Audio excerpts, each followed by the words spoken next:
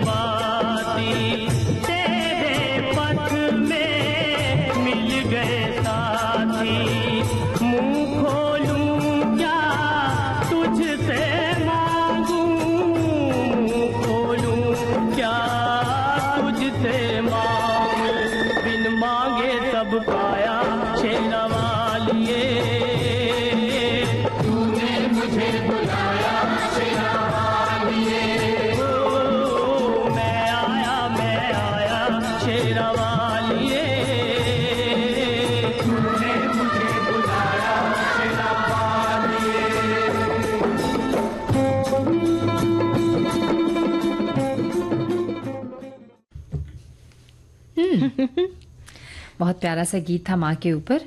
और आज विश्व दृष्टि दिवस है, तो उसके बारे में हम श्रोताओं के भी जो हमारे पास संदेश आए हम उसको भी पढ़ेंगे और जी भी बात करते हैं। तो हमारे एक साथी लिखते हैं, विश्व दृष्टि दिवस जो अक्टूबर के दूसरे गुरुवार को हर साल विश्व भर में मनाया जाता है, अंधत्व और दृष्टि दोष के प्रति ध्यान आकर्षित करने के लिए वैश्विक कार्यक्रम है। इसकी शुरुआत साल 2000 से लायंस क्लब द्वारा की गई थी। इसे अब विजन 2000 यानी विजन 2000 में एकीकृत कर दिया गया है और विश्व स्वास्थ्य संगठन के सहयोग से अंतर्राष्ट्रीय अंधता निवारण एजेंसी द्वारा इसका समन्वय किया जाता है।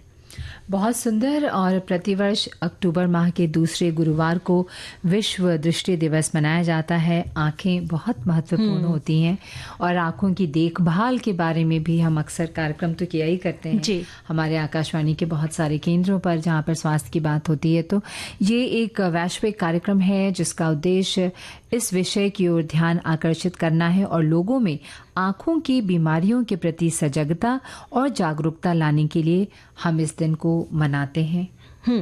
और दृष्टि संबंधित समस्याएं उम्र के साथ साथ तो बढ़ने ही लगती है ना, पर अब कम उम्र के बच्चों को भी आंखों से संबंधित समस्याएं नजर आने लगी है। अगर आंखों से संबंधित कोई भी समस्याएं नजर आए तो तुरंत डॉक्टर से परामर्श ले।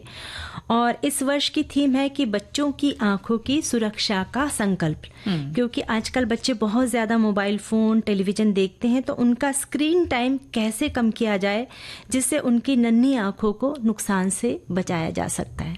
बिल्कुल। एक श्रोता ने सिर्फ छोटा सा 2 लाइन का मैसेज हमें भेजा है कि दृष्टि दिवस एक वैश्विक कार्यक्रम है जो हर महीने में क्या ध्यान देने की इसमें जरूरत है। हर महीने क्या मतलब रोज ध्यान देने की जरूरत है। नहीं, बिल्कुल सही है भाई। ये ऐसी चीजें हैं, आंखें जो हैं वो सिर्फ नजर नहीं होती, नजरिया नहीं होती, लेकिन हमारे जीवन में अगर हम थोड़ा सा ध्यान दें रोज, जैसे कहते हैं ना सुबह उठो तो मुंह में कुल्ली रख के और आंखों को धो से बहुत ज्यादा देर तक टीवी या जो स्क्रीन टाइम होता है ना सोनाली, वो बहुत ज्यादा बढ़ गया है लोगों का, जिसकी वजह से भी आंखों की कई तरह की परेशानियां, तकलीफ है ना। और जैसे जागरूकता की बात चलती है ना राजश्री जी, तो जैसे छोटे बच्चे, नन्हे बच्चे जैसे 4-5 महीने के, तो उस ओर भी हमें जागरूक होने की बहुत जरूरत है कि अगर बच्चे नहीं तो हम ऐसे उंगलियां उनकी तरफ हिलाते हैं या कोई अगर कलरफुल कपड़ा उनकी तरफ ये या खिलौना दिखाते तो उनकी नजर घूमती है। पर अगर ऐसा ना कर रहे हो, वो बच्चे हमें रिस्पांस नहीं दे रहे हो, तो हमें डॉक्टर को दिखाना चाहिए कि इनकी आंखों में कोई तकलीफ है क्या, क्योंकि मेडिकल साइंस इतना एडवांस हो चुका है कि जल्दी से अगर हमने उसका इलाज किया तो बच्चों की आंख ठीक हो सकती है। और ये मुझे लगता है कि अभिभावकों को ज्यादा ध्यान देने की जरूरत है। कितनी देर आपने बच्चे के हाथ में फोन रख के छोड़ दिया है या उसे टेलीविजन या स्क्रीन के सामने, हम ये बातें तो समझते हैं कि व्यस्तता होती है, बहुत सारी जिम्मेदारी होती है, लेकिन और भी बहुत कुछ किया जा सकता है बच्चे को टेलीविजन के आगे छोड़ने के। अब वो बहुत सारे खेल होते हैं, गेम्स होते हैं जिसपे बच्चे बहुत ज्यादा वक्त देते हैं। और ऐसा होता है ना कि मम्मियों को ऐसा लगता है कि भाई जल्दी जल्दी खाना खा ले तो मोबाइल पकड़ा देती है हाथ में, पर उसके पीछे वो खाना जितना जाएगा उससे ज्यादा तकलीफ भी अंदर जाएगी वो मोबाइल के कारण। तो अगर हो सके तो कुछ कहानी सुनाए या उन्हें ज्यादा वक्त दे। बिल्कुल बिल्कुल। तो एक गीत सुनवा दूं? सुन लेते हैं।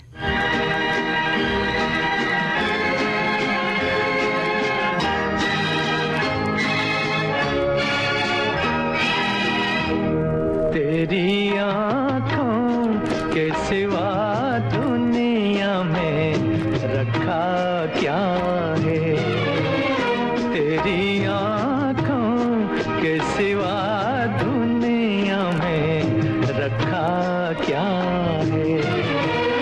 ये उठे सुबह चले, ये झुके शाम ढले, मेरा जीना मेरा मरना इन्हीं पलकों के तले।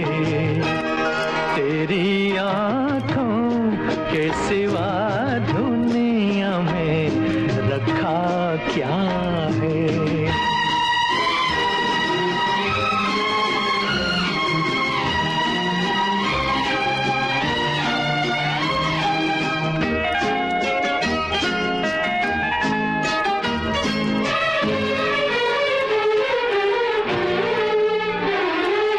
पलकों की गलियों में चेहरे बहारों के हंसते हुए हैं, मेरे ख्वाबों के क्या क्या नगर इनमें बसते हुए। पलकों की गलियों में चेहरे बहारों के हंसते हुए,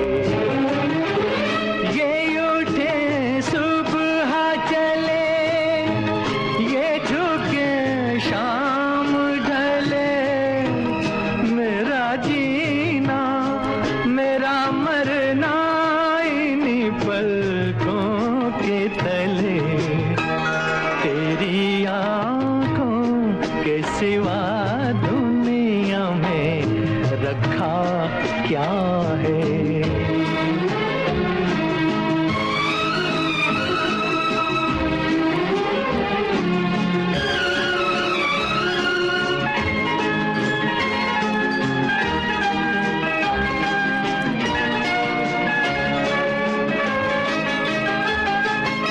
इनमें मेरे आने वाले जमाने की तस्वीर है,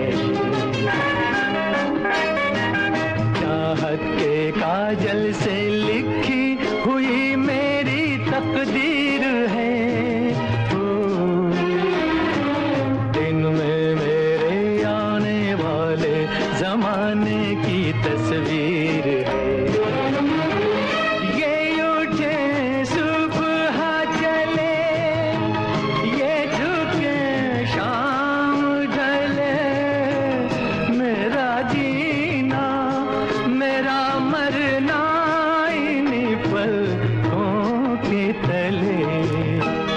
तेरी आँखों के सिवा दुनिया में रखा क्या है। ये उठे सुबह चले, ये झुके शाम ढले, मेरा जीना मेरा मरना इन्हीं पलकों के तले। तेरी आँखों के सिवा दुनिया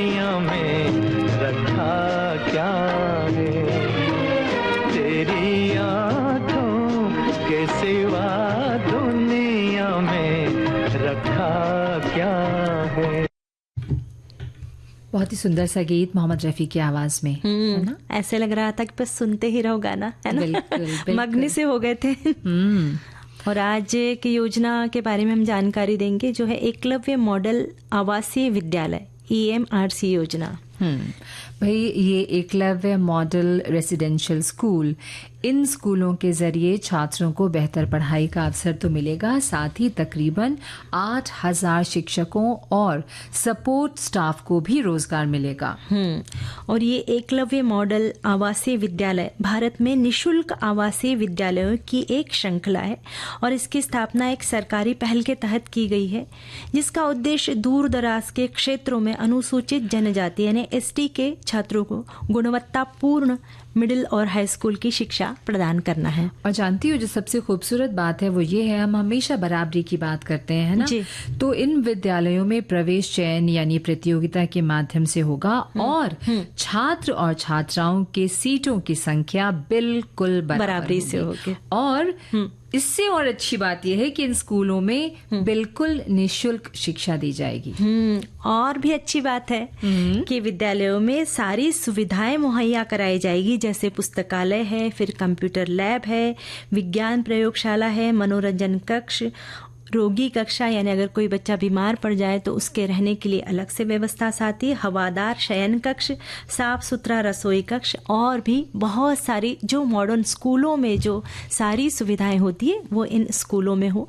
तो अगर आप भी ऐसे किसी बच्चे को जानते हैं कि जो इस योजना का लाभ ले सकते हैं तो उन्हें जरूर प्रेरित करें कि इस तरह की योजना से लाभ ले। बिल्कुल सोनाली, क्योंकि इस विषय पर हमारे पास एक भी संदेश नहीं आया, तो मुझे थोड़ी सी उत्सुकता हुई ये जानने के लिए कि भाई ऐसा क्या है, हमारे किसी भी श्रोता ने इस विषय पर कुछ नहीं लिख के भेजा है, तो मुझे लगा शायद उनको इसके बारे में जानकारी नहीं हो। लेकिन अब क्योंकि हम आपको इस एकलव्य मॉडल आवासीय विद्यालय के बारे में बता रहे हैं, तो जैसा कि अभी आपने कहा श्रोताओं को कि आप अगर ऐसे किसी बच्चे को जानते हैं या ऐसे किसी माँ बाप को जानते हैं, आपके आसपास ऐसे बहुत से लोग होंगे जिनके लिए ये शिक्षा, ये स्कूल बहुत फायदेमंद होगा उनके भविष्य, उनके बच्चों के भविष्य को बनाने के लिए। तो आप जरूर थोड़ी सी मेहनत करें और ये जो विषय है, ये जो सरकार की तरफ से प्रावधान है, उसका लाभ जरूर उठाएं, ज्यादा से ज्यादा लोगों तक इस विषय को, इस बात को पहुंचाना चाहिए, क्योंकि बहुत सारे बच्चे बहुत प्रतिभाशाली होते हैं पर उन्हें सुविधा न होने के कारण पीछे रह जाते हैं। तो कोई भी बच्चा पीछे ना रहे, जो प्रतिभाशाली है उसे लाभ अवश्य मिले, यही हम इच्छा चाहते हैं ना। बिल्कुल, प्रतिभाशाली और नहीं भी है तो वो वहां जाकर उसको इतने मौके मिलेंगे कि वो प्रतिभाशाली हो जाएगा, है ना? जी। तो अब क्या है, गाना सुन लेते हैं।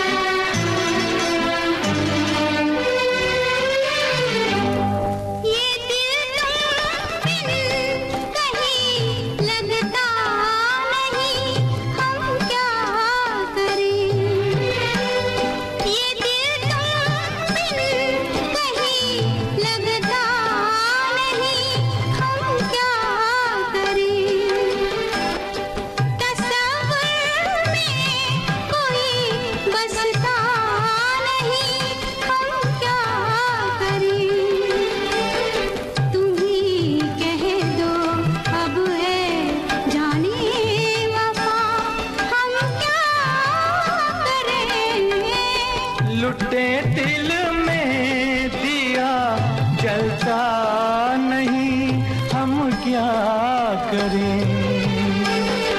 तुम्ही कह दो अब है जाने अदा, हम क्या करें?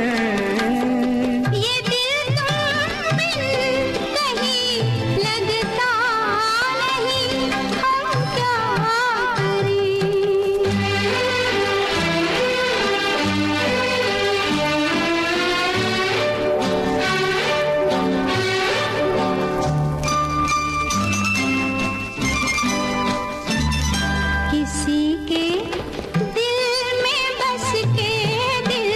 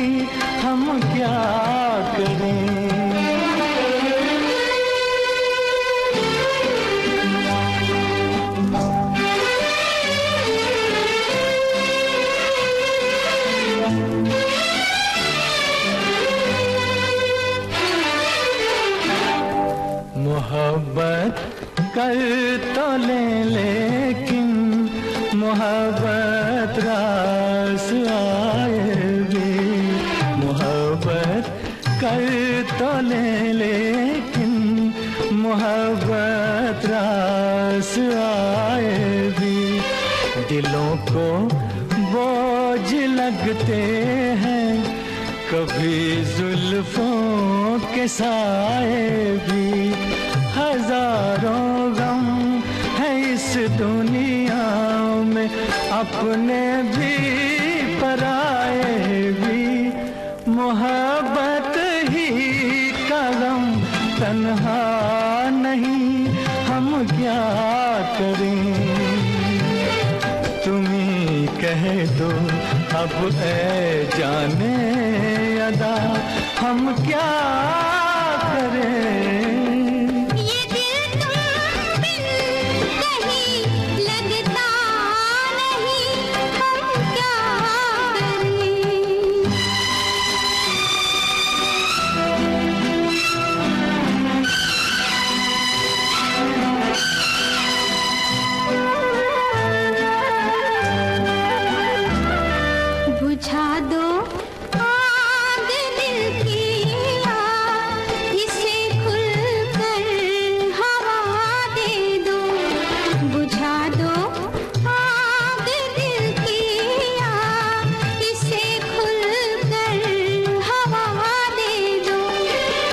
इसका मोल दे पाए उसे अपनी वफा दे दो। तुम्हारे दिल में क्या है बस हमें इतना बता दे दो कि अब तन्हा सफर कटता नहीं, हम क्या करें। लुटे दिल में दिया जलता नहीं, हम क्या करें। ये दिल तुम बिन कहीं लगता नहीं, हम क्या करें। सोनाली, वैसे ये दिल तुम बिन कहीं लगता नहीं, तो यहाँ पे चलो मोहब्बत की बात है, और जब आपका साथी आपके पास नहीं होता तो मन नहीं लगता, लेकिन बगैर किसी कारण के मन नहीं लगता, ये फिर सोचने वाली बात हो जाती है ना? और एक चीज है ना, मोबाइल के बिना भी मन नहीं लगता ना। अब देखो, मोबाइल तो जरूरी है यहाँ पर, क्योंकि हम इसी मोबाइल पर अपने श्रोताओं के जो संदेश हैं वो पढ़ रहे हैं। नहीं, हमारी एक साथी उन्होंने लिखा है, हमारी एक सहेली ने कहा है शेरा वाली माँ के 8 हाथ है, माँ के किसी भी हाथ में मोबाइल नहीं है। बिल्कुल सही। पर हमारी जो माताएं बहनें, उनके हाथ में सिर्फ मोबाइल नहीं होता है, बेलन होता है, कलछी होती है, स्टेथोस्कोप होता है, कलम होती है, एक हाथ में बच्चा होता है, बॉल होता है, बैडमिंटन होता है ना, वो भी सर्वगुण संपन्न होती है। घर और बाहर दोनों की जिम्मेदारियां बहुत खूबसूरती के साथ निभाती है। उन माताओं को भी नमन, है ना? बिल्कुल नमन। और जैसा हमने बताया कि भाई विश्व मानसिक स्वास्थ्य दिवस पर बहुत जरूरी है लोगों को जागरूक करना कि अक्सर तो लोग मानसिक बीमारियों को बीमारी ही नहीं मानते। उन्हें लगता है कि बस पता नहीं क्यों चुप है, बात नहीं करता या बात नहीं करती। हाँ, जिस तरह से शरीर के और भी किसी अंग में कोई बीमारी हो सकती है, कोई परेशानी हो सकती है, उसका भी कोई ना कोई कारण होता है, उसी तरह से मानसिक बीमारी होती है। अव्वल तो ये समझ लेना बहुत जरूरी है। और अगर किसी से कहो किसी साइकियाट्रिस्ट से मिलवाओ या दिखाओ, तो लोगों को लगता है कोई पागल थोड़ी है। पागल नहीं होता है इंसान, वो भी शरीर का एक अंग ही है। बिल्कुल। अगर उसमें कुछ बिगाड़ आ गया है, उसमें कोई तकलीफ आ गई है, तो छुपाने की बिल्कुल भी जरूरत नहीं है, और खुलकर साइकियाट्रिस्ट के पास जाइए, साइकोलॉजिस्ट के पास जाइए, और अपनी जो परेशानियां उनके सामने रखिए, और बहुत जल्दी उसका समाधान भी मिल जाएगा। बहुत अच्छी अच्छी दवाइयां हैं। नहीं तो लोग बहुत डीप उसमें चले जाते हैं, फिर वहां से निकलना बहुत मुश्किल होता है। कई ऐसी खबरें हम अखबारों में या टेलीविजन में या मोबाइल पर भी देखते हैं कि किसी ने आत्महत्या कर दी। वो चरम सीमा होती है डिप्रेशन की, जब आसपास के लोग नहीं समझ पाते कि ये व्यक्ति या ये औरत या ये बच्चा, छोटे बच्चों में भी ये बीमारी हो सकती है। लोगों को लगता है कि बच्चों को नहीं हो सकता।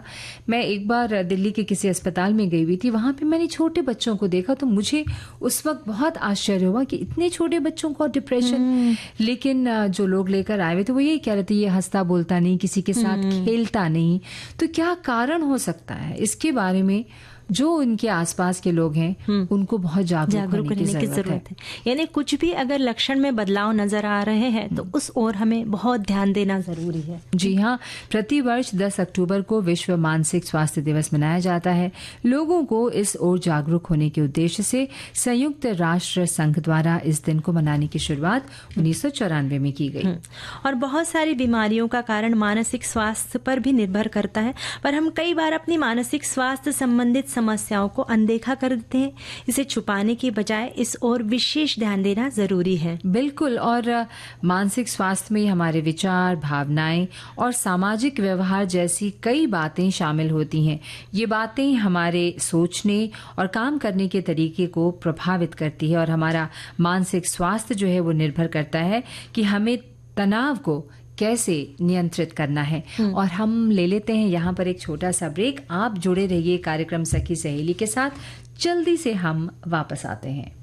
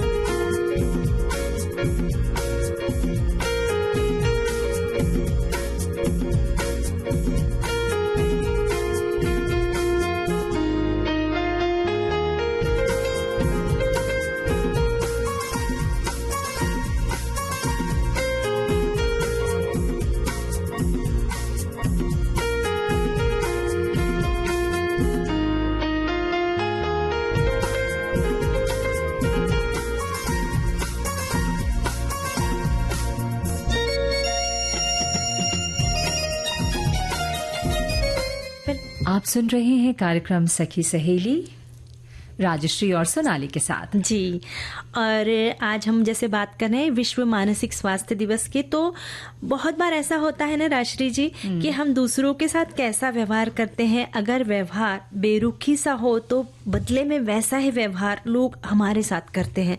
फिर ये समस्या इतनी जटिल हो जाती है तो निराशा, अकेलापन, उदासी जीवन में जगह बना लेती है। देखो ना, बहुत ज्यादा सोचना, खासकर जो बातें बीत गई हैं, पीछे छूट गई हैं, सालों साल उन बातों को बीते हुए वक्त हो गया है, लेकिन आप उन कड़वी यादों को हमेशा याद करते हैं और आज भी उन पुरानी बातों को याद करके दुखी हो जाते हैं। या फिर आपको भविष्य की चिंता होती है, जो आपने देखा नहीं उसकी चिंता कैसी नहीं, तो उसमें भी डूबे रहना हमारे मानसिक स्वास्थ्य को बिगाड़ सकता है। और खुद ही नहीं, अपने नाती पोते के भविष्य की चिंता, अपने रिश्तेदारों की चिंता या पुरानी यादें, इन्हें छोड़ दे और वर्तमान का आनंद उठाना जिसने सीख लिया उसने सचमुच जीना सीख लिया। और जब हमारा मन शांत होता है ना राजश्री जी, तब हमें बड़ी बड़ी समस्याएं भी छोटी लगने लगती है। और साथ ही जब हम अध्यात्म से जुड़ते हैं तो हमारे मन को अलग ही शांति की अनुभूति मिलती है।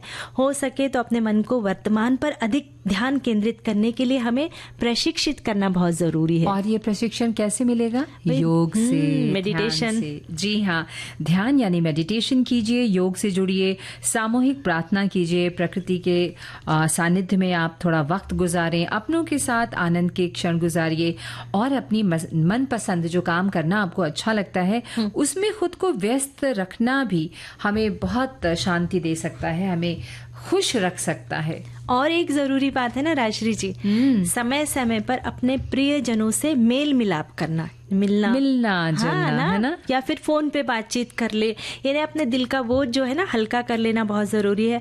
और कुछ लोग ऐसे कहते हैं ना कि मैं अकेला ही काफी हूँ, पर इस बात की पुष्टि ना करे, बल्कि मैं लोगों का प्रिय हूँ, मैं सबको पसंद करता हूँ और सब मुझे पसंद करते हैं। ये भावना हमें लोगों से जोड़ कर रखती है और हम मन से स्वस्थ रहते हैं। जानती हो, मुझे एक तो पंक्ति याद आ रही है, मैं अपने श्रोताओं के साथ इसको शेयर करती हूँ। बहुत पहले मैंने कहीं बहुत खूबसूरत सी लाइन पढ़ी थी कि फिर उससे 100 बार मिला, पहला मिलना एक तरफ, अब तू मेरा हिस्सा बन, मिलना जुलना एक तरफ। यानी ये जो मिलना जुलना होता है ना, इसको लगातार रखें, बराबर रखें, छुट्टियों में मिलें, वीकेंड्स में मिलें, क्योंकि आप जब अकेले होते हैं तो दुनिया भर की बातें जिसे याद रखने की जरूरत नहीं है, हाँ, वो आपको घेर लेती है। तो उसकी वजह से आप दुनिया भर की जो बातें जिसे न सोचने की जरूरत है सोचने लगते हैं। तो इसके लिए मिलना जुलना तो जरूरी है ना। और किसी ने क्या खूब कहा ना, मन के हारे हार है, मन के जीत जीत। बिल्कुल, तो जीतते रहिए, बिल्कुल हारने को दूर दूर कर दीजिए, अलविदा कह दीजिए। और हमारे एक साथी लिख रहे हैं, नई बीमारी अपना शिकार बना रही है, वह है मानसिक अस्वस्थता। रोगी के भाव को लोग नजरअंदाज कर देते हैं और खुद को और भी अकेला समझ लेता है, और रोगी आत्महत्या जैसा कदम उठाने का भी निर्णय ले लेता है। इन सब की वजह है तनाव, नशा, एकाकी स्वभाव, बिगड़ती जीवन शैली, लंबी बीमारी भी प्रमुख कारण है। अच्छी नींद जरूरी है, इसके लिए नियमित सोने जागने का समय तय होना चाहिए। संतुलित भोजन ले, नशा ना करें। इन सब बातों का ध्यान रखेंगे तो अच्छी सी नींद ले सकते हैं और स्वस्थ जीवन जी सकते हैं। बिल्कुल। और एक श्रोता लिखते हैं कि मानसिक स्वास्थ्य हमारे संपूर्ण स्वास्थ्य और जीवन के हर पहलू को प्रभावित करता है, क्योंकि जीवन में छोटी छोटी बातें मन पर बहुत प्रभाव डालती हैं और हम तनाव में आ जाते हैं, चुप रहते हैं, किसी काम में मन नहीं लगता, एक तरह से डिप्रेशन की स्थिति हो जाती है।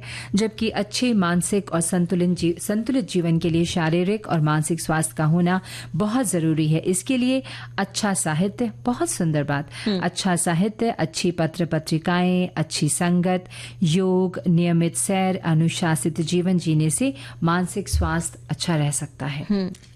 बिल्कुल, बहुत सही बात लिखी। और हमारे ये साथी लिखते हैं कि तनाव न ले, तनाव से आपके मानसिक स्वास्थ्य पर पूरी तरह से विपरीत असर पड़ता है। और अपने आप को खुश रखने की कोशिश करें, छोटी छोटी बातों पर उदास ना होए। ये बहुत जरूरी है ना। हाँ। छोटी छोटी बात को उदास हो जाते कि अरे उसने बात ही नहीं की, रास्ते में देखा पर ये कह दिया, उसने ये कह दिया, उसने, अरे छोड़ दीजिए, है ना। कि कभी कभी दूसरे के नजरिए से भी देखे कि रास्ते में उसने देखा पर नहीं देखा, तो उसके मन में शायद कुछ उथल पुथल चल रही होगी, वो उसका ध्यान किसी दूसरी ओर होगा। तो छोड़ देना सीखना बहुत जरूरी है। हम बहुत जल्दी जजमेंटल हो जाते हैं। ये जो जज करने की प्रवृत्ति है ना, ये हमें बहुत ज्यादा दुखी करती है। तो जिस घड़ी हम ये सोचें कि किसी को जज नहीं करना है, अपने आप चीजें कुछ अपने सही जगह पे आ जाएंगे। एक श्रोता लिखते हैं कि मानसिक स्वास्थ्य दिवस मनाने की अभी और ज्यादा जरूरत है। आजकल ये देखा गया है कि युवाओं में मानसिक तनाव बढ़ता जा रहा है। पैसे कमाने और आगे करियर की चाह, ये कुछ कारण है। बुजुर्ग लोगों में इसका कारण बच्चों का साथ न रहना इसकी वजह है, और ये उन्हें असुरक्षित या अकेलापन लगता है, जिसकी वजह से भी डिप्रेशन की समस्या जो है वो बढ़ रही है। भले ये बच्चे साथ ना हो, पर दूर रह के भी प्यार जताया जा सकता है ना। जरूरी नहीं कि साथ में ही रहे, क्योंकि पहले भी हमने बातचीत की कि एक घर में अगर रहे तो बर्तन तो खटकेंगे ना। तो दूर रह के, ऐसा तो नहीं कि एक घर में रह के भी हम खुश हैं, तो दूर रह के भी अगर खुश रहे तो उसमें क्या बात है ना। बिल्कुल। और नहीं, अगर साथ हैं, बर्तन खटकते हैं, बिल्कुल सही है, लेकिन फिर आप उस आवाज को थोड़ी देर सुनिए, फिर ठीक कर भूल जाइए, है कि नहीं। एक श्रोता ने लिखकर भेजा है कि भाई विश्व मानसिक स्वास्थ्य दिवस। भाई मानसिक स्वास्थ्य अगर ठीक नहीं रहा तो फिर पागल खाने जाना पड़ सकता है। फिर ये समस्या राष्ट्रीय नहीं अपितु वैश्विक स्तर पर बढ़ रही है। इसलिए ही तो ये वैश्विक दिवस जो है अपना दिवस मनाया जा रहा है। अवश्य ही हर साल की तरह इस साल भी मनाया जा रहा है। अनिद्रा, बेचैनी, ये सब कारण होते हैं मानसिक स्वास्थ्य ठीक नहीं रहने की। तो शारीरिक व्याधियां भी जो हैं वो आपको इस ओर धकेलती हैं। इसलिए बहुत जरूरी है कि शरीर को स्वस्थ रखने के लिए आप थोड़ा सा योग, वॉक, एक्सरसाइज, साइकिलिंग, इस तरह की चीजें करें। और संगीत से जुड़े। क्या बात है, संगीत तो आपके सारे दुख भुला दे सकता है। तो गाना सुनवाते थे। बिल्कुल।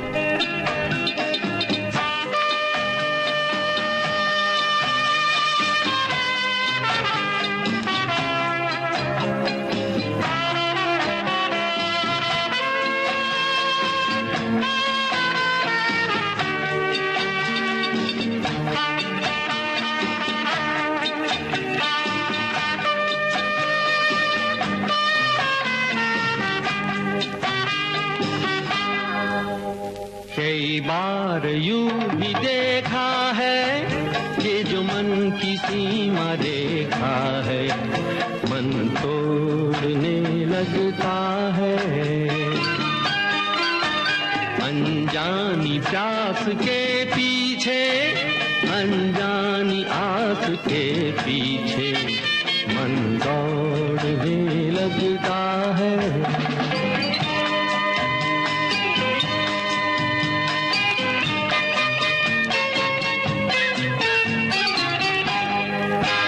राहों में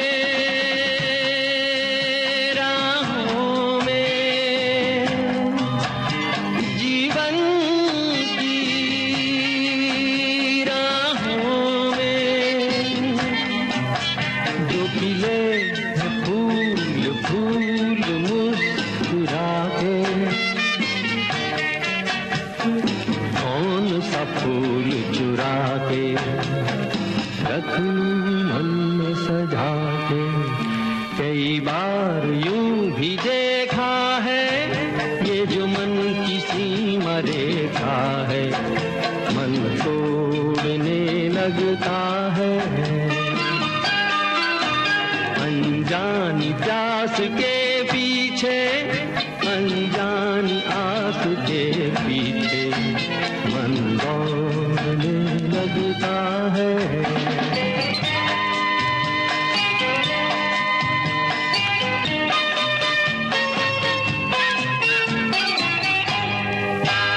जानू ना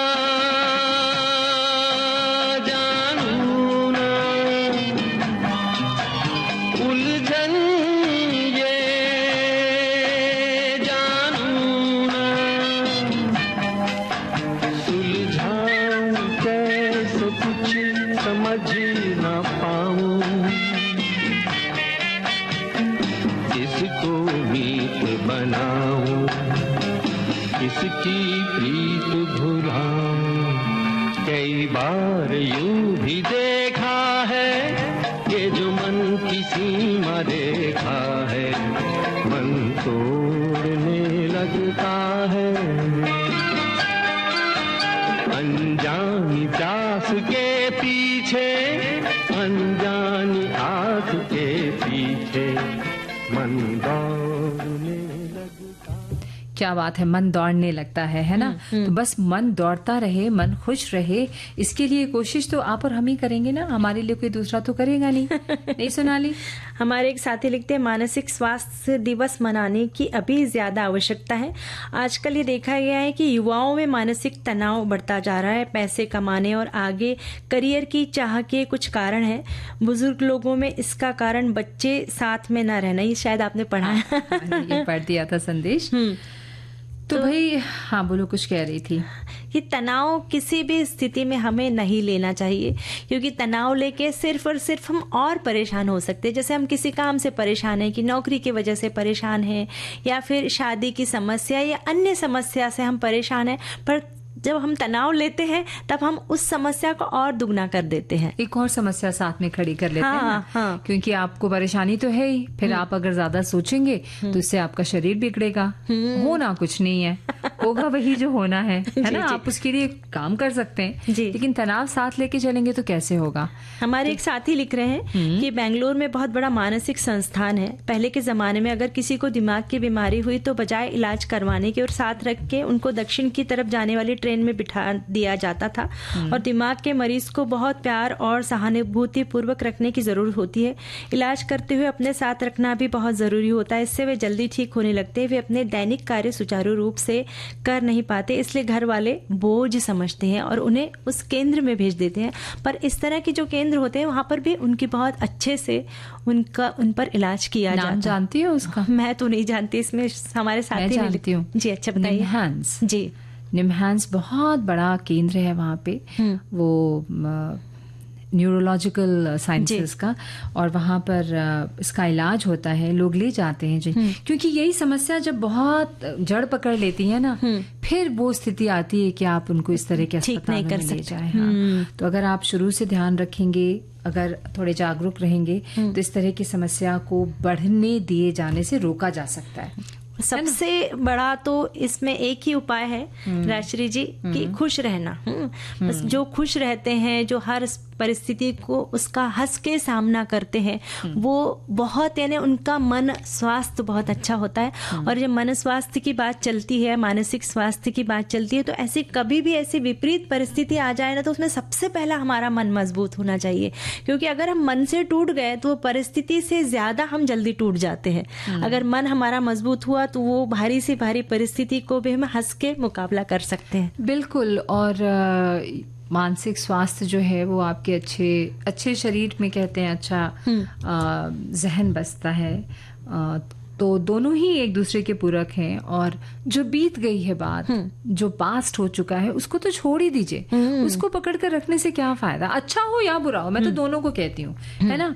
जो बीत गया उसको आप कंधे पे लिए चल रहे हैं, और आगे जो है आने वाला है उसके बारे में पता नहीं है, तो सोचना ही नहीं है। लेकिन जो बीत गया है वो जैसा भी हो, अच्छा था या बुरा था, मुझे लगता है ना सोनाली कि उसको छोड़ देना चाहिए, आगे बढ़ जाना चाहिए। अपने आप खुशी आपके साथ हो लेगी। और हम बढ़ते हैं गाने को लेके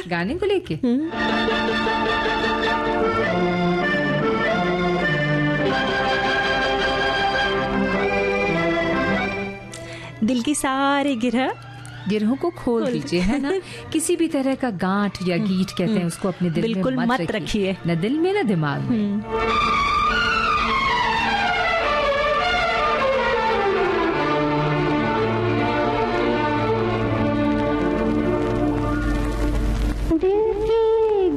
खोल दो, चुप न बैठो, कोई गीत गाओ।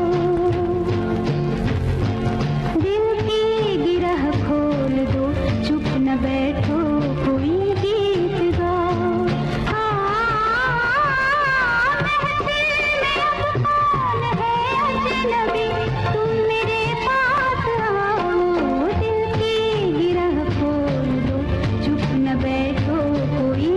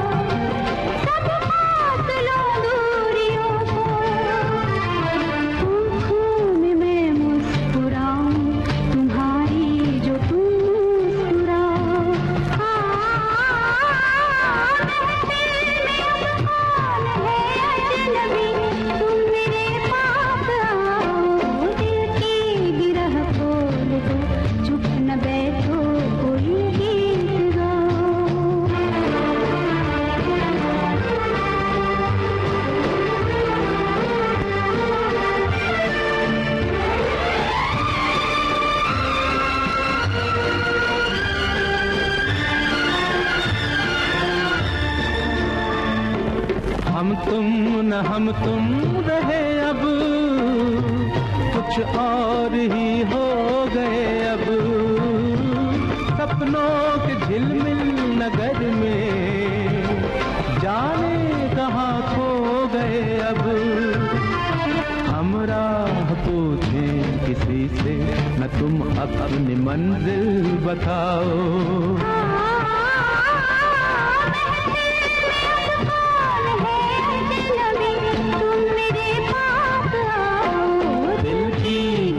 खोल दो, चुप न बैठो, कोई गीत गाओ।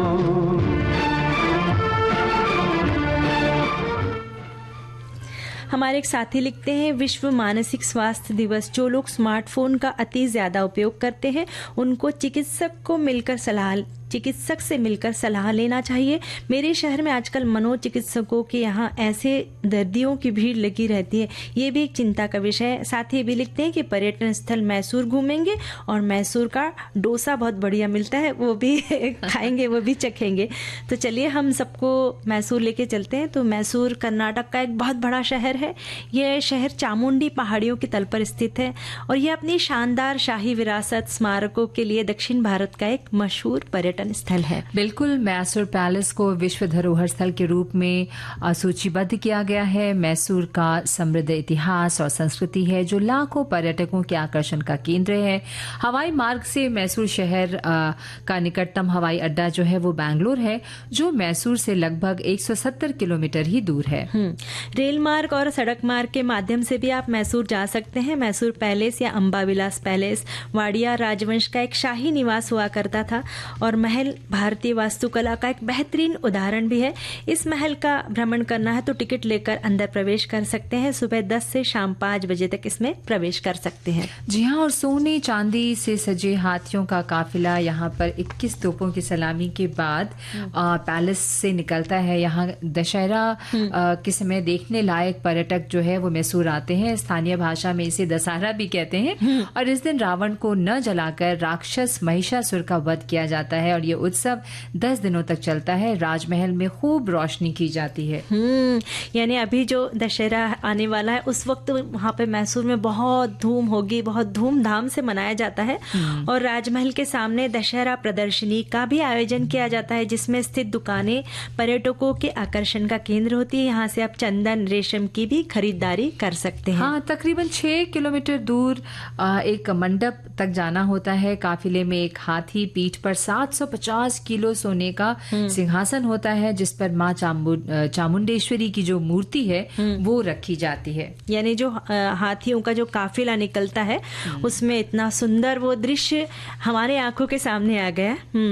और जैसे कि हमारे साथियों ने भी लिखा है कि यहाँ पर वृंदावन गार्डन है, वो भी पर्यटकों की पसंद है, जो कृष्णा राजा सागर बांध के ठीक एक स्तर नीचे स्थित है। ये गार्डन 60 एकड़ में फैला हुआ है। इस गार्डन के निर्माण में लगभग 5 वर्ष लग गए और यहाँ पर लाइट एंड साउंड शो, रंग बिरंगे फूल और बोटिंग सुविधा के कारण ये सबका मन मोह लेता है। एक श्रोता ने जगन मोहन महल के बारे में लिखा है कि इस महल का निर्माण महाराज कृष्णराज वोडेयार ने 1861 में करवाया था। ये मैसूर की सबसे पुरानी इमारतों में से एक है।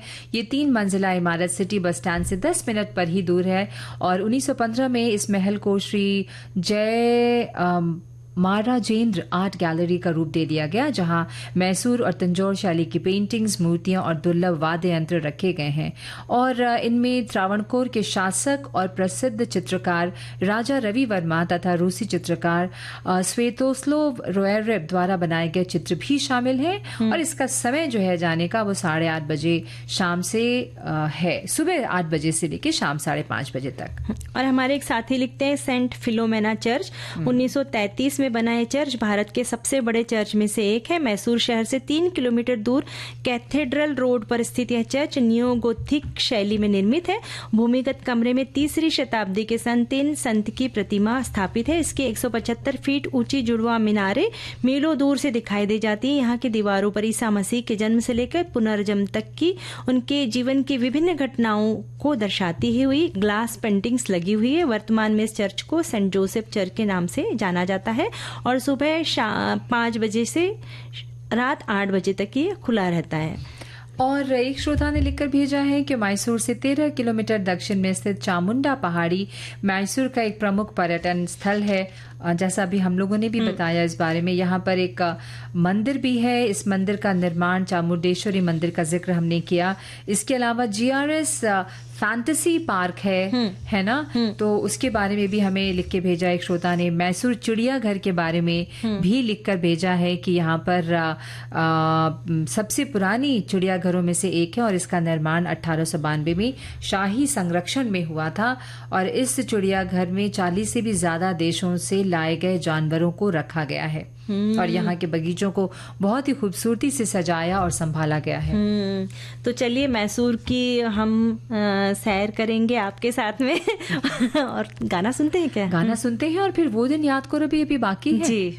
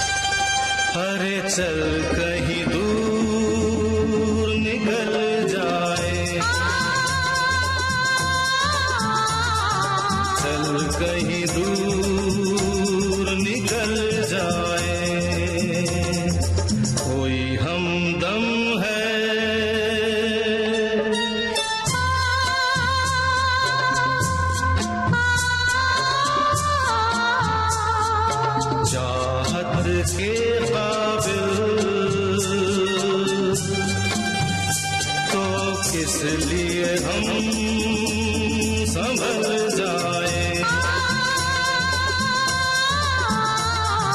चल कहीं दूर निकल जाए।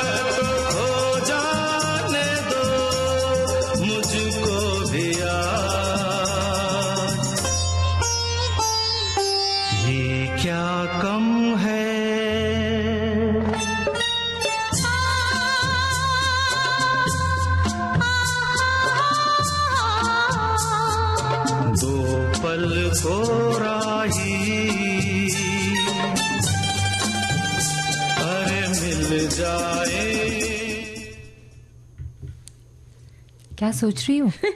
हमारे एक साथी लिखते हैं कि रेलवे स्टेशन हो या रेडियो स्टेशन हो, बस स्टेशन हो, सब स्वच्छ रखना हमारी जिम्मेदारी है। जैसे हम अपने घर को स्वच्छ रखते हैं, इसी तरह इन सभी पब्लिक स्थानों को साफ सुथरा रखना हमारा फर्ज है। सुना है स्वच्छ जगहों पर भगवान का वास होता है, फिर वो मंदिर हो या हमारा घर। अगर हमें स्वस्थ रहना है तो स्वच्छता रूपी भगवान की आराधना करना होगा। और जैसे अगर हम ट्रेन से गए तो हमें भी स्वच्छता का बहुत ध्यान रखना चाहिए, ताकि हम स्वस्थ होकर प्रवास कर सके, वहां जा सके। और एक श्रोता ने लिखा है, बात उन दिनों की है जब बच्चे छोटे थे और ननद के बच्चे भी छुट्टियों में घर आ जाया करते थे। हम गर्मी के दिनों में शाम को जल्दी ही खाना बनाकर रख लेते थे और बाहर बैठकर बतियाते रहते थे।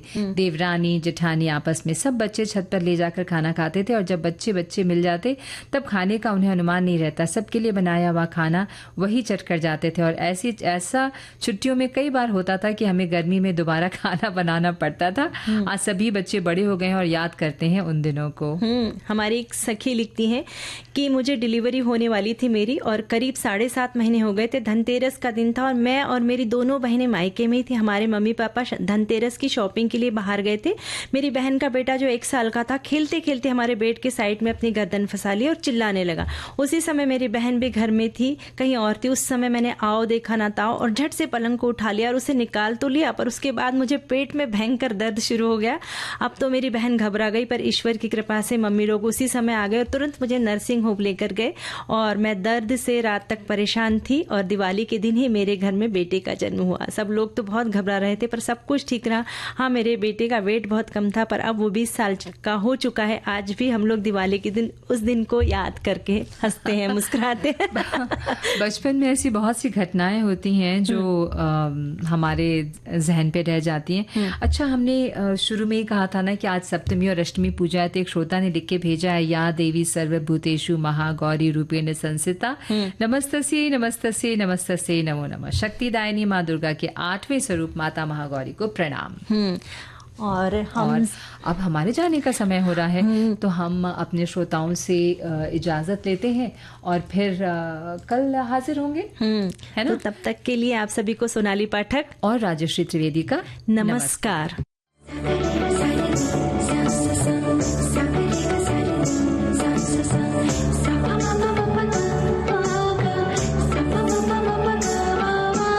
सखी सहेली